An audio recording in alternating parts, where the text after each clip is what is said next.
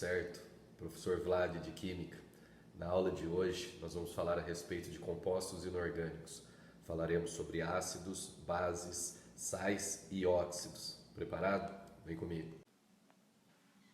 Fala galera, tudo certo? Professor Vlad de Química.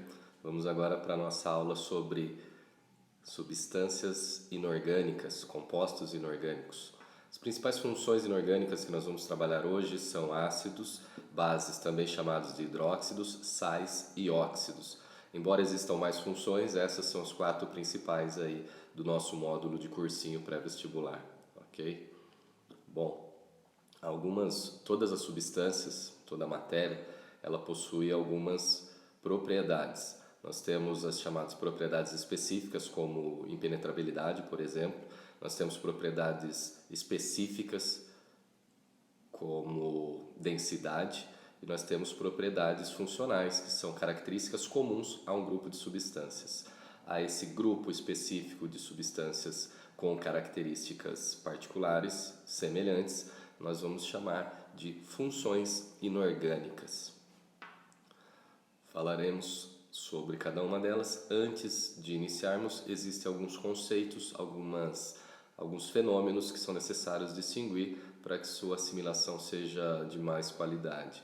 Nós falaremos a respeito do fenômeno chamado de ionização e o chamado de dissociação, cada um deles com características particulares.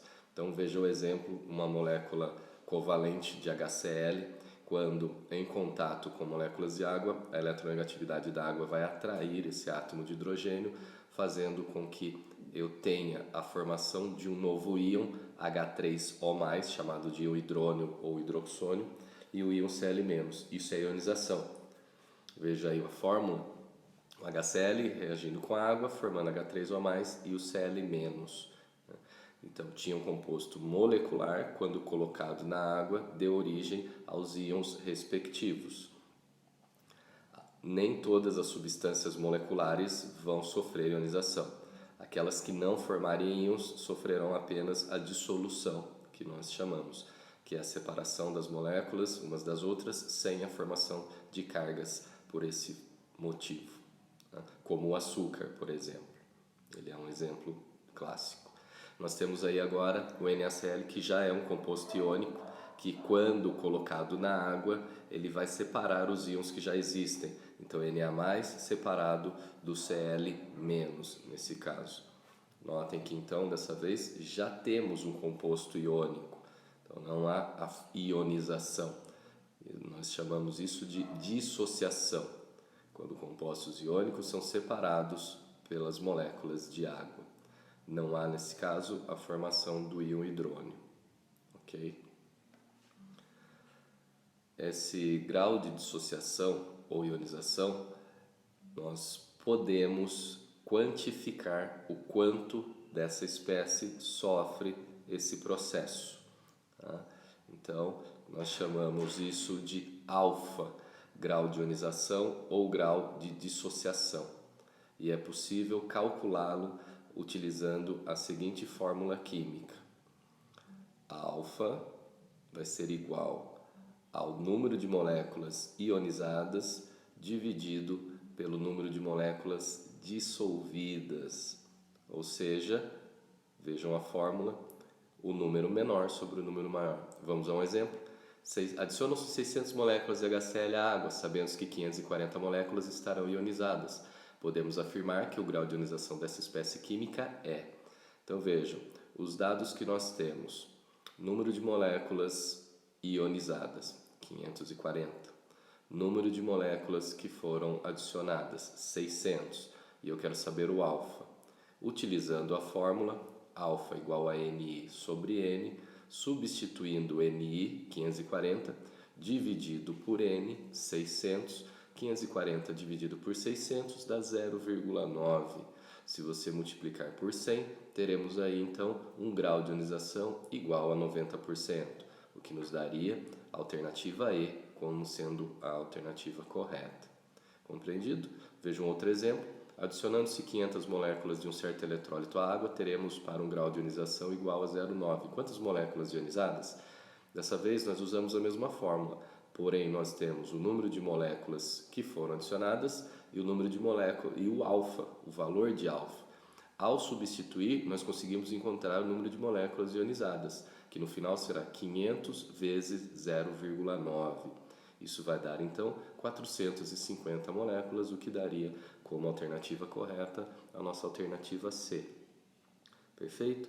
Então esses são os itens que você pode analisar, pode encontrar quando se fala a respeito do cálculo do grau de ionização, se estivermos falando de um composto molecular, ou o grau de dissociação, se estivermos falando de um composto iônico, qualquer um deles dissolvidos na água. Esse grau de ionização ele vai ser determinante para algumas das características dos compostos inorgânicos que veremos a partir de agora. Seja atento e faça mais exercícios referentes a esse conceito, que sempre vai auxiliá-los com certeza. Quanto mais exercícios fizermos, mais habilidade na realização deles para os vestibulares e provas afins você terá, ok? Bom, falaremos então agora sobre ácidos, nossa primeira função inorgânica. Lembrando, fica como dica e como atividade paralela os estudos sobre ácidos de acordo com os cientistas Brownstein de Lowry e Lewis. São dois conceitos distintos. Nós utilizaremos para esses estudos conceitos de ácidos e bases segundo o cientista Arrhenius. É importante que você faça a leitura desses estudos paralelos. Bom, de acordo com Arrhenius, ácido é toda substância que em solução aquosa, ou seja, quando colocada na água, vai liberar como único íon o cátion chamado de H+. Isso é um ácido. Veja o exemplo do HCl. Quando colocado na água, ele vai separar o hidrogênio por ionização, H+, e o Cl-. No caso do H2SO4 colocado na água, ele vai separar os seus dois hidrogênios e o ânion que sobra, que é o ânion sulfato SO4 2-. No caso do H3PO4, mesma coisa, 3H+, e o PO4 3-. Então vemos a separação. O H4P2O7 tem 4 hidrogênios ionizáveis, então eu vou ter 4H+, e o ânion P2O7 4-. Essa é a definição de ácidos segundo Arrhenius. Eu posso indicar isso também utilizando a água como sendo um reagente, não sendo apenas um meio onde isso ocorra. Nesse caso, nós teremos a formação do já mencionado íon hidrônio ou íon hidroxônio. Veja então HCl reagindo com a água, formando H3O+, e Cl-. Se eu tiver um ácido que possua dois hidrogênios ionizáveis, como por exemplo é o caso do H2SO4, eu precisarei de duas moléculas de água e terei a formação do SO4 2- neste caso, ok? Então cada hidrogênio ionizável é capaz de formar um íon hidroxônio. Agora vamos classificar os ácidos. Existem vários critérios. O primeiro que nós vamos utilizar é o número de hidrogênios ionizáveis. Então, se eu tiver apenas um hidrogênio ionizável, nós vamos chamar isso de monoácido. Veja o caso, o HCl, quando em água, tem apenas um hidrogênio ionizável. Se eu tiver dois hidrogênios ionizáveis, nós teremos os diácidos. Se eu tiver 3 hidrogênios ionizáveis, os triácidos, como o caso do H3PO4. E se eu tiver 4 hidrogênios ionizáveis, chamamos de tetrácidos, ok? Então, muito cuidado e muita atenção com esses dois casos específicos. O H3PO3, embora ele tenha 3 hidrogênios em sua fórmula, devido ao tipo de ligação, apenas 2 são ionizados.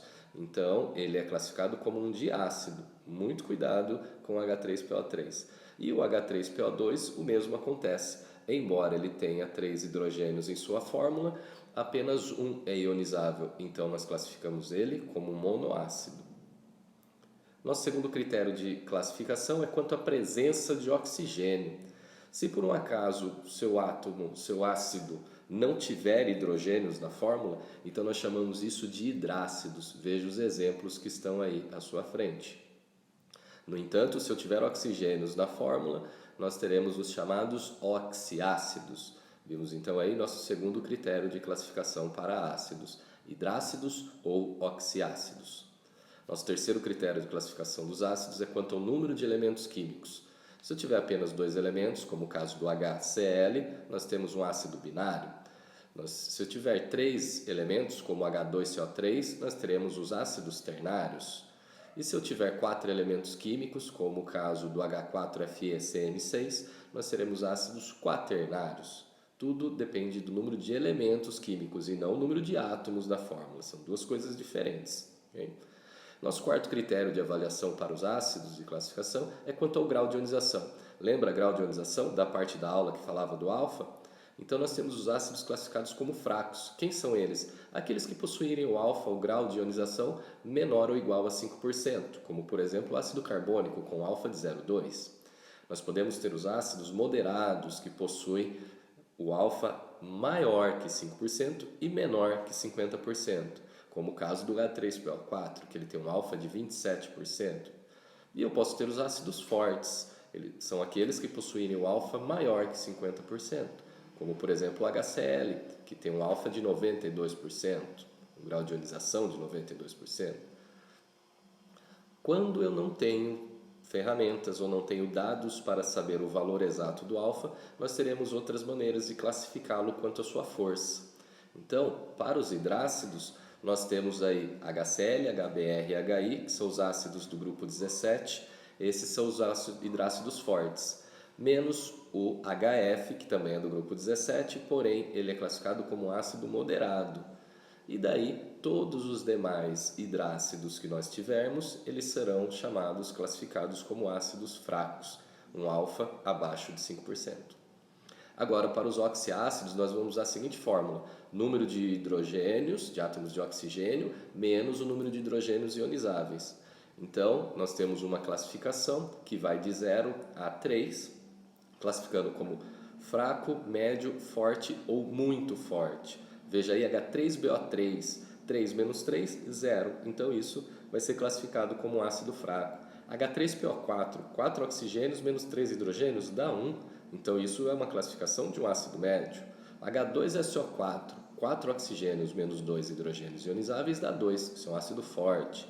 HClO4, 4 oxigênios menos 1 hidrogênio, 3. Isso é um ácido muito forte. Ok? Vamos ver se você compreendeu com esse exercício. O ácido de fórmula HCN, ele é forte, ele é um oxiácido, ele é binário, ele possui 3 hidrogênios ionizáveis ou ele tem grau de ionização menor que 5%? E aí, o que você me diz? Bom, ele não pode ser forte porque os hidrácidos fortes são HCl, HBr e o HI. E o HF é o moderado, então ele é um ácido fraco. Ó, fica a dica. Ele não pode ser um oxiácido, não é verdade? A fórmula é HCN, não tem oxigênio. Então, ele é um hidrácido. Binário, puxa vida, não é binário, ele tem 3 elementos, ele é ternário, né? Ele tem hidrogênio, carbono e nitrogênio. 3 hidrogênios ionizáveis?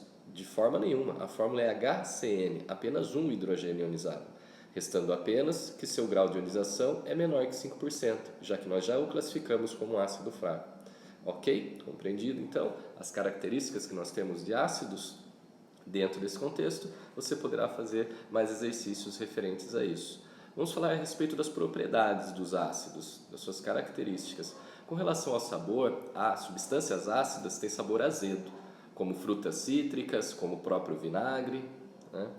Como é a ação deles sobre indicadores? Indicadores são substâncias que, de acordo com a natureza da substância, vão mudar a coloração. Então, se eu utilizar, por exemplo, um indicador chamado de fenolftaleína na água que for ácida, não vai ter alteração de cor. Agora, se eu usar o indicador azul de bromotimol em uma solução ácida, ela vai apresentar uma diferença de coloração, podendo ficar vermelha. Vejam aí, então, o que nós temos, que alguns indicadores são capazes de mostrar quando um ácido existe. Falaremos agora a respeito da nomenclatura de ácidos. Existem alguns critérios para a nomenclatura, nós vamos diferenciá-los. Falemos então de nomenclatura de ácidos. Veja só, no caso de hidrácidos, nós utilizamos ácido mais nome do elemento formador mais hídrico. Veja o exemplo do HCl. Então eu vou chamar ele de ácido clor, porque é o cloro, elemento formador, mais hídrico, ácido clorídrico. HBr, ácido mais bromo mais hídrico, ácido bromídrico. Perfeito? H2S, ácido mais o enxofre, que é sulfúrio, então sulf, mais hídrico, ácido sulfídrico. HCN, esse é o ânion cianeto, então ácido cian mais hídrico, ácido cianídrico. Essa é a forma de nomenclatura de hidrácidos. Agora, com relação a oxiácidos, nós utilizamos algumas técnicas mais específicas. Vejam aí, senhores, então temos uma tabela de auxílio para a nomenclatura de oxiácido. Vamos entender como ela é utilizada. No primeiro passo, infelizmente, você tem que memorizar esta linha em azul, que são os ácidos terminados em ico. Aí nesta tabela nós temos alguns dos principais. Existem mais, então busque-os.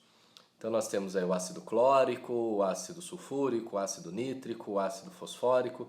Todos aqueles terminados em ico são os que nós chamaremos de ácidos principais. Memorize seus nomes e suas fórmulas. Aí o que pode acontecer? Um ácido principal, ele pode dar origem a um outro ácido semelhante, mas que tenha um oxigênio a mais. Quando isso acontece, além da terminação ico, o ácido ainda ganhará um prefixo per. Então, se eu tiver o ácido clórico, HClO3, e ao ganhar um átomo de oxigênio, ele vai se tornar o ácido perclórico, HClO4. Entendeu? Outra coisa que pode acontecer é que, dependendo da maneira que eu queira obter um novo ácido, eu consiga um ácido com um oxigênio a menos do que o ácido principal. Então, pegando o mesmo exemplo, o HClO3, ele ficaria com a fórmula HClO2, perdendo um oxigênio. Então, neste caso, ele perde o sufixo ico e ganha o sufixo oso. Ele deixa de ser ácido clórico e passa a ser ácido cloroso. Outra situação que pode acontecer é que, a partir do ácido principal, 2 oxigênios sejam perdidos e não apenas um. Então, utilizando o mesmo exemplo, caso eu estivesse falando do ácido clórico HClO3, ao perder 2 átomos de oxigênio, ele se torna HClO. Então, nesse caso, ele ganha o prefixo hipo e mantém o sufixo oso ganhado anteriormente. Então, ele se torna ácido hipocloroso. Esta regra vale para todos os ácidos que, a partir do ácido principal terminado em ico, eu tiver essas condições. Ganhar um oxigênio, perder um, perder dois. E se perder todos, ele se torna um hidrácido com as regras que nós já vimos anteriormente. Correto? Lembrando, senhores, ainda com relação à nomenclatura de ácidos, dependendo o grau de hidratação, nós teremos alguns prefixos, prefixo orto, meta e piro. Falaremos a respeito dessa diferença, então, agora. O que significa o que será acrescentado aos ácidos com relação a esta característica. O prefixo orto, ele é utilizado para o oxiácido que tiver maior grau de hidratação. Ou seja, é aquele dos ácidos, de todos os que nós vimos, que da família tiver maior quantidade de hidrogênios e oxigênios. Nesse caso, nós temos também a situação da utilização de meta ou orto, né? Então, o prefixo orto vai ser quando, a partir de um ácido principal, nós retiramos uma molécula de água. Veja o exemplo H3PO4.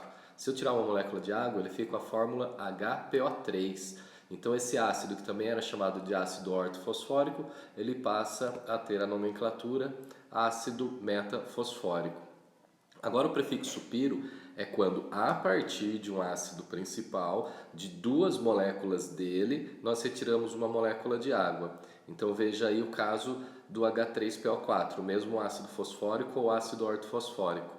Se eu dobrar a molécula, eu fico com uma fórmula H6P2O8. Tirando uma molécula de água, nós vamos ficar com uma fórmula H4P2O7.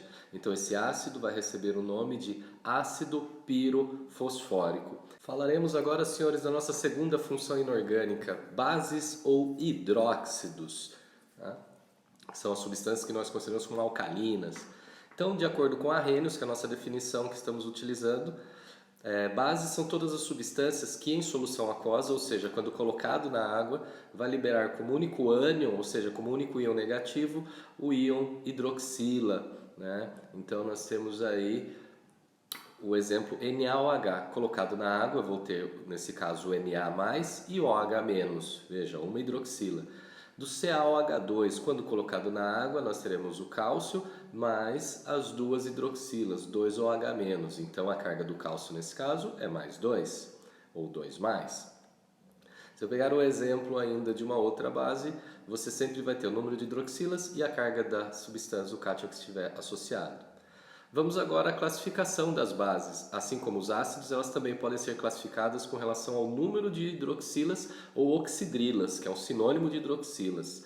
Então eu posso ter monobases, dibases, tribases e tetrabases.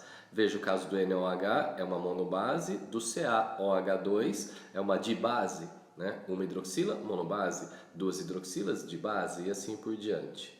Vamos ver um exemplo, um exercício resolvido? Qual das espécies abaixo é uma base? HCN, NaCl, CaO, NH4OH ou HNO2? Bom, a única que tem a hidroxila no final é o NH4OH, é a alternativa D. Então esta é a nossa base. Eu posso classificá-la também quanto à força. Nós temos bases fortes, por exemplo, NaOH, KOH, LiOH, ou seja, as bases formadas pelos metais alcalinos e alcalinos terrosos. Estas são bases fortes. E nós temos bases fracas, AgOH, NH4OH, AlOH3, ZnOH2, ou seja, todas as demais bases dos nossos outros cátions que não sejam metal alcalino ou alcalino terroso. Aí eu posso classificar quanto à solubilidade na água, ou seja, quanto vai se dissolver. As bases solúveis são as nossas bases do grupo dos metais alcalinos e o NH4OH. Essas são nossas bases solúveis. Aí nós temos as bases que são classificadas como pouco solúveis. Nós temos as bases do grupo dos metais alcalinos terrosos, ou seja, do grupo 2. E aí então nós temos as bases que são praticamente insolúveis, que daí são todas as demais que não pertencerem a um desses dois grupos da tabela periódica. Vamos ver um exemplo? A base LiOH pode ser classificada como? Então veja, ela tem apenas uma hidroxila. Então nesse contexto ela é uma monobase, primeira classificação que ela tem. Ela também é de um metal alcalino, que é o lítio. Se ela é de um metal alcalino, essa base ela é classificada como forte e também como solúvel, né? Então, monobase, forte e solúvel, nós temos a alternativa E como sendo a correta para este exercício de fixação. Ok? Lembrando, como você já viu ácidos, você já pode dar um intervalo e realizar algumas atividades lá da nossa lista de exercícios, para depois vir para bases. Propriedades das bases. Assim como os ácidos têm sabor azedo, as bases têm sabor que nós chamamos de cáustico, lixiviante ou adstringente, né? É aquele sabor de morder banana meio verde, sabe? Ou o sabor do leite de magnésio, aquele saborzinho que meio que amarra a boca. Isso é um sabor adstringente, ok? Também há um comportamento frente a indicadores, as bases. Se eu utilizar o mesmo indicador do exemplo dos ácidos, chamado de fenolftaleína, diferente dos ácidos que não apresentam coloração, nesse caso, se eu tiver uma base e pingar fenolftaleína, ela vai ficar rósea, né, ou violácea. Agora, se eu jogar o indicador chamado de azul de bromotibol no meio alcalino, ele vai apresentar uma coloração diferente da coloração de um ácido com esse mesmo indicador. Existem vários outros indicadores. Estude a ação de indicadores, vai ser uma boa. Agora vamos partir para a nomenclatura de bases. Existem algumas regras e algumas características importantes. Se a minha base for formada por metais de único NOx, ou seja, único número de oxidação, carga não variável, eu vou utilizar hidróxido de e o nome desse cátion. Veja o caso, NaOH, hidróxido de sódio, pois o Na é o sódio. NH4OH, hidróxido de amônio, pois o NH4 é o íon amônio. CaOH2, hidróxido de cálcio. Cálcio também é um íon de uma única carga. Agora, se a minha base for formada por metais que possuem carga variável, como por exemplo ferro 2 e ferro 3, como chumbo, como cobre 1 e cobre 2, aí eu vou ter os sufixos oso ou ico. Então veja aí, FeOH2 e FeOH3. O FeOH2 é a carga menor NOx, então eu chamo de hidróxido ferroso. E o FeOH3 é a carga maior, hidróxido ferro. Veja o exemplo do chumbo, hidróxido plumboso para o PbOH2 e hidróxido plúmbico para o PbOH4. Eu posso não utilizar as terminações oso e ico, utilizar o valor das cargas em algarismo romano. Veja, FeOH2, hidróxido de ferro 2, FeOH3, hidróxido de ferro 3, PbOH2, hidróxido de chumbo 2 e PbOH4, hidróxido de chumbo 4. Essa é outra forma de nomenclatura. Vamos a um exercício resolvido. Uma das bases mais importantes do nosso cotidiano é a soda cáustica, que possui fórmula e nome respectivamente iguais a... Então, o soda vem de sódio, né? Então, olha lá, NaOH, hidróxido de sódio é o nome técnico oficial da soda cáustica. Soda cáustica é um nome comercial, ok? Perfeito? Então, com isso, você conseguiu aí verificar como que se trabalha a nomenclatura. Outra coisa de característica das bases é que elas vão reagir com ácidos e vão formar um sal e água. Veja, HCl mais NaOH vão formar água e o sal respectivo, o Na da base e o Cl do ácido, formando aí então o sal NaCl. Se eu tiver HCl e, nesse caso, um outro ácido, uma outra base, BaOH2, o hidróxido de bário, nós teremos a formação de moléculas de água, né, na quantidade equilibrada e formarei um sal com o cátion da base e o ânion do ácido. Então, nesse caso, nós teremos o BaCl2. Os sais serão assunto para a nossa próxima parte da explicação desse conteúdo. Então, você já pode também parar e resolver exercícios, por exemplo, o exercício número 2 da sua apostila do curso Essência, né? Temos aí o H2SO4, você tem o ácido sulfúrico, 2 hidrogênios ionizáveis. Se eu reagir ele com a base hidróxido de bário, nós teremos água formada e o sulfato de bário. Senhores, chegamos na metade dessa apresentação, veremos agora sais. Lembrando, senhores, antes de começarmos a falar de sais, você está na metade dessa apresentação. Então você é capaz de resolver as questões 1, 11, 2 e 15 do material de exercícios do cursinho Enem. Bom, de acordo com as definições, um sal ele pode ser considerado como todo composto que tem pelo menos um cátion diferente de H+, e pelo menos um ânion diferente de OH-. Essa é uma das definições. Então veja o NaCl. Um Na+, é o cátion diferente de H+, e o Cl- é o ânion diferente de OH-. Se eu pensar no BaSO4, olha lá, eu tenho o Ba2+, é o cátion diferente de H+, e eu tenho o SO4 2-, que é o nosso ânion diferente de OH-. Essa é uma forma de definir um sal. Essa é uma das definições. É a única definição que nós temos de sais? Na verdade, não. Existem algumas definições que eventualmente sejam mais simples. Veja essa. Na verdade, um sal ele pode ser também entendido como produto da reação entre um ácido e uma base. Então, nós chamamos isso de reação de neutralização ou salificação. Nós podemos ter a reação de neutralização total. O que é uma reação de neutralização total? É aquela em que eu tenho a mesma quantidade de hidrogênios do ácido que deu origem e a mesma quantidade de hidroxilas da base que deu origem a este sal. Então vejam aí, HCl e NaOH. Então eu tenho o hidrogênio do ácido e um OH da base formando o NaCl. Então, veja outro caso, o HCl e o BaOH2. Note que para equilibrar eu vou precisar dobrar a quantidade de ácido aí para ter 2 hidrogênios para as 2 hidroxilas. Formarei então não uma, mas 2 moléculas de água. Então neste caso também é importante eu notar que eu terei o sal BaCl2, ok? Veja a neutralização parcial agora. Diferente dessa situação, da situação anterior, nós não temos o equilíbrio das quantidades de hidrogênio do ácido ou hidroxila da base. Veja, nesse caso, se eu mantiver essas proporções, eu terei mais base do que ácido. Então, durante a formação do sal, teremos sim aí a formação de uma molécula de água, que é o limite possível, porém o sal que será formado, ele fica com hidroxila lá, BaOHCl. Então sobrou a hidroxila. O outro caso, veja que agora nós temos 2 hidrogênios do ácido, pois é o H2SO4, e apenas uma hidroxila da base NaOH. Se eu não equilibrar as quantidades, o mesmo vai acontecer. Então eu terei a formação apenas de uma molécula de água e o sal formado será o NaHSO4, que veremos como que ele vai se comportar e as nomenclaturas respectivas. Então, reações de neutralização totais ou parciais. Vamos classificar os ácidos, os sais. O sal ele pode ser chamado de neutro Ele pode ser chamado também de hidrogênio sal ou sal ácido, quando ele for produto de uma neutralização parcial, em que sobrar hidrogênios.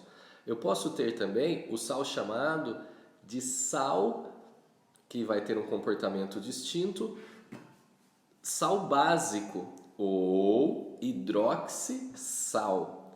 Tá? Essas duas nomenclaturas vão ser importantes, essas duas classificações, em função das nomenclaturas. Veja aí o BaOHCl. Eu posso ter um sal duplo, veja o caso, o BaBrCl. Nesse caso nós temos 2 ânions e eu posso ter também o NaKSO4. Nesse caso eu tenho 2 cátions, isso é um sal duplo. E eu posso ter por último um sal hidratado, em que além da sua fórmula eu tenho a indicação da quantidade de moléculas de água que eu tiver ao redor de cada retículo, ok? Vamos ver se você entendeu um pouquinho? Associe corretamente de cima para baixo os itens a seguir. Então eu preciso indicar quem é o meu sal básico. O sal básico, lembra, ele tem que ter OH no meio da sua fórmula. Então nós estamos falando aí do item 2. Olha lá, sal hidratado, né? Olha lá, Na2B4O7 mais 10H2O. Né? Olha lá, o sal básico tem a hidroxila, na verdade. E o número 3, NaKSO4. Puxa vida, eu tenho um sal duplo, porque tem 2 cátions aí. E nós temos também a situação do NaHCO3. Opa, sobrou um hidrogênio, então isso é um sal ácido. Viu só? Então você consegue aí classificar cada sal de acordo com algumas características de sua formulação, ok? Vimos aí como poderá ser cobrado isso. Importante que você vai ter mais domínio sobre sais, tendo domínio sobre ácidos e bases, é claro. Né? Com relação à nomenclatura, eu vou ter algumas situações, ok? Então, olha lá, vai depender da terminação do nome do ácido para saber a nomenclatura do sal. Por isso nós temos uma tabelinha simplificadora aí. Veja lá, se o ácido terminar em hídrico, o sal terminará em eto. Se o ácido terminar em oso, o sal terminará em ito. E se o ácido terminar em ico, o sal terminará em ato. Parece estranho? Vamos fazer um exemplo com um exercício resolvido para que você consiga aí guardar um pouco de como é essa nomenclatura, esse formato de nomenclatura. Coloco aí de novo a tabelinha menorzinha para você observar. Vamos a essa fórmula, ó, HCl mais NaOH. Então eu preciso saber que o nome do HCl, como nós vimos na aula de ácidos, é o ácido clorídrico e a base, o hidróxido de sódio. Então o nome vai ser clor, vejo lá, hídrico vai para eto, então vai se tornar cloreto. De quem? De sódio, porque é o cátion da base. Veja agora um segundo exemplo, HNO3 mais FeOH2, ácido nítrico. Bom, nítrico termina em ico, né? Então eu vou lá na tabelinha, ico vai para ato. Então esse é o nitrato de quê? Do nome da base, olha lá, aquele é o hidróxido de ferro 2, então esse vai ser o nitrato de ferro 2. Ou nitrato ferroso. A regra de carga maior e carga menor das bases da nomenclatura também vale para os sais, da mesma maneira que você fez, ok? Agora, se eu estiver falando de um sal ácido ou hidrogênio sal, eu tenho 2 formas de dar nomenclatura. Uma delas é assim, ó, sulfato ácido de sódio, olha lá, NaHSO4, ou hidrogeno sulfato de sódio. Posso usar essas 2 nomenclaturas, ok? Ou considerando como sal ácido ou como um hidrogeno sal. Ambas as formas corretas. Se for um sal básico ou um hidroxissal, a regra é a mesma. Veja o exemplo do BaOHCl. Então eu posso chamar esse sal de cloreto básico de bário ou hidroxicloreto de bário, ok? Se for um sal duplo, também terei 2 situações aí. Se eu tiver 2 ânions, que é o caso do BaBrCl, olha lá, cloreto brometo de bário, então é de trás para frente. Agora, se eu tiver 2 cátions, eu vou fazer de trás, olha lá, sulfato, daí vou para o início, de sódio e potássio. Se o sal for hidratado, eu vou dizer o nome do sal, quantas moléculas de água e hidratado. Olha lá, sulfato de cobre pentahidratado. Por quê? 5 moléculas de água neste sal. Ok? Nós vimos então nomenclatura de sais. Vimos o que são, algumas reações e o que eles são. Veremos na sequência agora óxidos. Então, senhores, falaremos agora do nosso último grupo inorgânico, os óxidos. Dá uma olhada em alguns desses exemplos, SO3, CO2, CaO, o que eles têm em comum? Eles têm oxigênio. Um óxido é todo composto binário, ou seja, todo composto de dois elementos em que o oxigênio é o mais eletronegativo. Cuidado com a substância OF e O, formada por oxigênio e flúor. Nesse caso não são óxidos, pois o flúor é mais eletronegativo, então cuidado. Nós podemos dividir os óxidos em dois grupos para facilitar um pouco o nosso entendimento, tanto na classificação quanto nas nomenclaturas. Em óxidos moleculares, quando eu tiver o oxigênio ligado a um não metal, também chamado de óxido covalente, ou óxidos iônicos, quando ele estiver ligado ao oxigênio a um metal. Veja aí no caso óxidos moleculares, SO3, CO2. Já no caso dos óxidos iônicos, nós podemos usar aí Na2O, CaO, Fe2O3, todos esses óxidos iônicos. Vamos classificá-los também. Eu posso ter óxidos básicos. O que é um óxido básico? É um óxido que reage com a água e forma uma base. Veja o CaO, metal alcalino, com água forma hidróxido de cálcio. E ele pode também reagir com ácido formando sal e água, semelhante ao que nós já vimos em reações aí de formação de sais, ok? Novamente, óxido básico, para facilitar sua vida, são óxidos formados por metais de carga mais baixa, como os metais alcalinos ferrosos, que têm carga mais 1 e mais 2.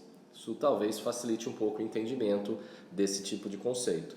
Agora, quando nós não estivermos falando dos óxidos básicos, nós podemos falar também a respeito do segundo grupo, os óxidos ácidos. Então você já deve imaginar, né? É um óxido que, se eu reagir com a água, o que ele vai formar? Um ácido. Veja o SO3 aí reagindo com a água formando H2SO4, que é a reação para a chuva ácida, um dos gases capazes de formar a chuva ácida, né? Nós temos aí também o SO3 juntamente com o BaOH2, que é uma base, e daí ele vai formar sal e água. Então nós estamos falando aí de óxidos formados por metais de alto valor de inox, valores mais altos aí de carga, tá? Então, enquanto óxidos básicos são formados por metais, óxidos ácidos são formados por ametais, ou seja, óxidos moleculares são óxidos ácidos. Alguns, não todos, muito cuidado, tá certo? Busque mais formulações para você ter um repertório ainda melhor sobre essa divisão. Nós temos os óxidos indiferentes, o CO, NO e N2O são os mais importantes, que eles não têm comportamento nem ácido nem básico. E nós temos aqueles que têm os dois comportamentos, são chamados de anfóteros. Os principais representantes dos óxidos anfóteros são o Al2O3, o ZNO, o AS2O3. Tá? E nós temos os óxidos duplos ou mistos, que na verdade eles são nada mais nada menos que a união de dois óxidos distintos, mais comuns.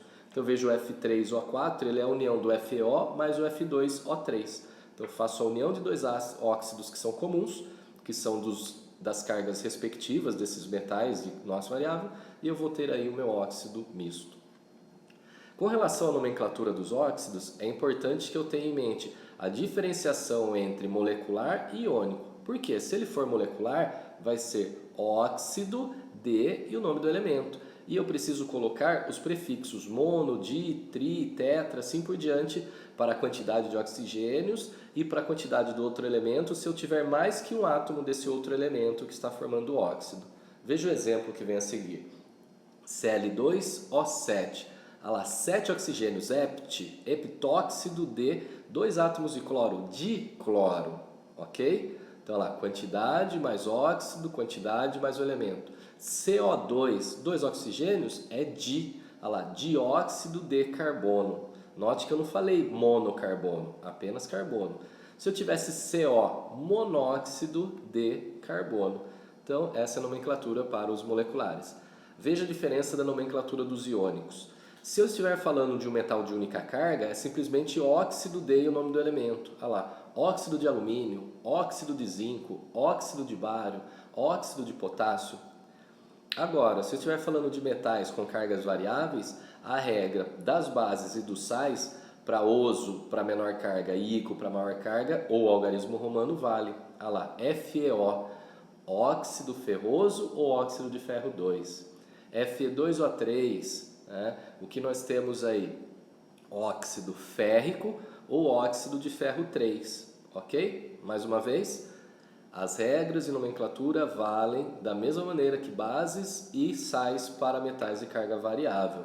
Então você pode utilizar prefixos, o sufixo oso ou o algarismo romano, ok? Com isso, senhores, terminamos então funções inorgânicas. Bons estudos e até a próxima. Fui.